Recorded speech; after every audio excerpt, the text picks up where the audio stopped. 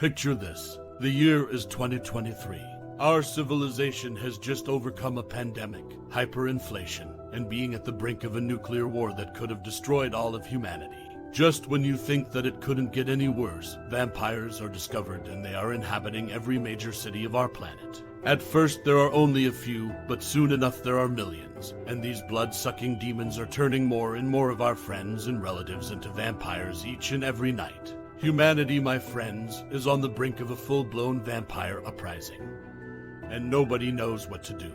This is our top 3 things you should do to survive a vampire uprising. Number 1. Building a shelter is one of the most important steps you can take to defend against a vampire attack. You'll want to build your shelter just on the outskirts of a large city. This will give you access to supplies but keep you out of heavily populated areas during the night. Holding up in your basement or some other space underground may not be your best option.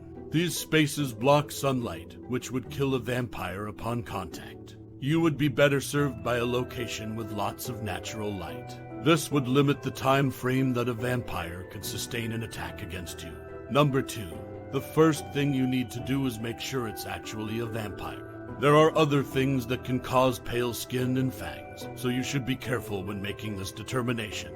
Some of the most common factors you will find with all vampires are: they have a pale complexion, their skin is cold to the touch, they sleep during the day and wake up in the night, they have long, sharp fingernails, they have large eyes that are deep-set and sunken in their heads. They have no reflection in mirrors or photographs. If it is a vampire, then you should stay calm and try not to panic. Vampires are attracted to fear, so if you are frightened or scared, then the vampire will smell this and come towards you.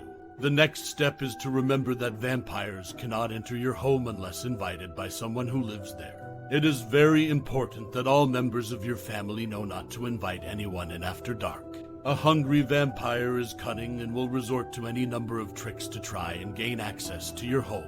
This is why it's so important for everyone in the house to know how to identify vampires so they can help keep each other safe. Number 3. Fighting a vampire is not something you want to do alone, but if you find yourself in a situation where your life is in danger and there are no other options, here are some tips. Choose your weapon carefully. Any weapon can be effective against a vampire, but if you have the time, choose one that's well suited for the task. For example, using a stake made of wood will be effective against most vampires, but there are some who are resistant to wood. If you're not sure what kind of vampire you're dealing with, stick with something versatile. Also, please be very aware of your surroundings. Vampires like to attack when their victims are alone and vulnerable. That means it's important to be aware of what's going on around you so that you can keep an eye out for anything suspicious. There you have it, our simple step-by-step guide to surviving a vampire attack. These simple tips may save your life one day, if not that of your friends and family. Hopefully you won't encounter this particular creature of the night anytime soon, but just in case you do, be rest assured that you are now better prepared than ever before.